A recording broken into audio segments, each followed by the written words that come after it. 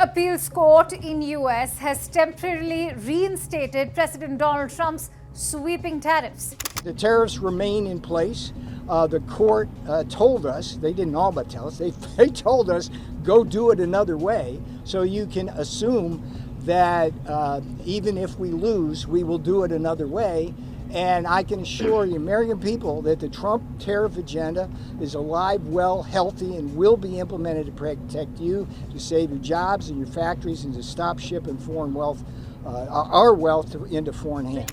Interestingly, it's just a day after a US trade court ruled that Donald Trump had exceeded his authority in imposing the duties. In fact, the court had ordered an immediate block on these tariffs. The US Appeals Court ordered plaintiffs in the cases to respond by 5th of June and the administration by 9th.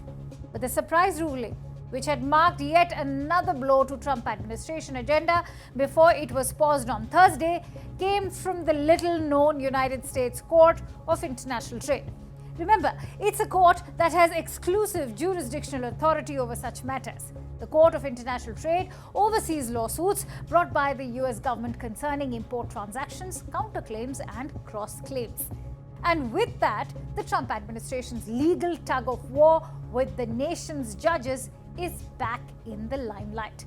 So much so, Trump has blasted the Court of International Trade's ruling as incredible and politically motivated. He has questioned where the three judges come from, and is it only a pure hatred of Trump?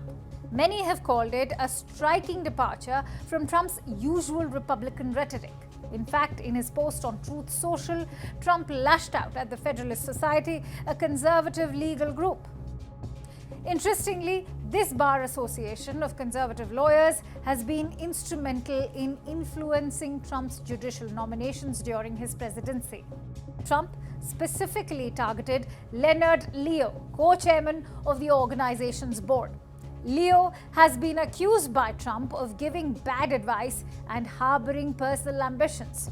Trump said, and I quote, "It was suggested that I use the Federalist Society as a recommending source on judges. I did so openly and freely, but then realized that they were under the thumb of a real sleazebag named Leonard Leo, a bad person who in his own way probably hates America and obviously has his own separate ambitions. He openly brags how he controls judges and even justices of the United States Supreme Court." So what happens from here? The trade court is the first federal court to rule on whether these tariffs are legal.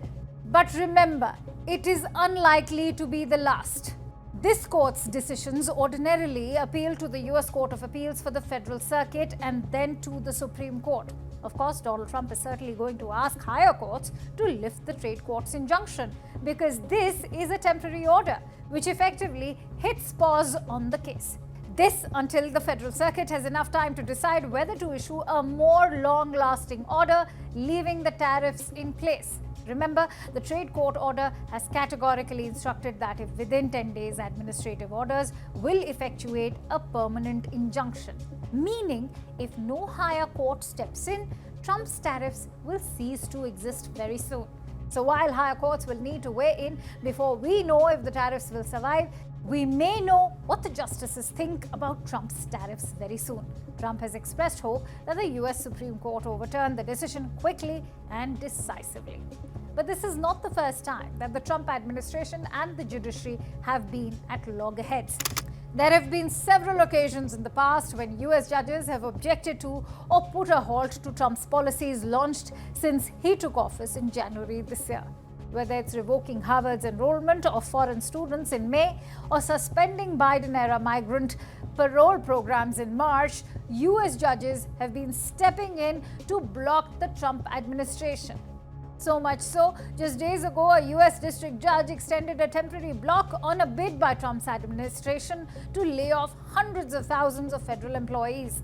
And in March, Trump had invoked the Alien Enemies Act of 1798. One that was meant to fast-track deporting individuals connected to a criminal gang in Venezuela.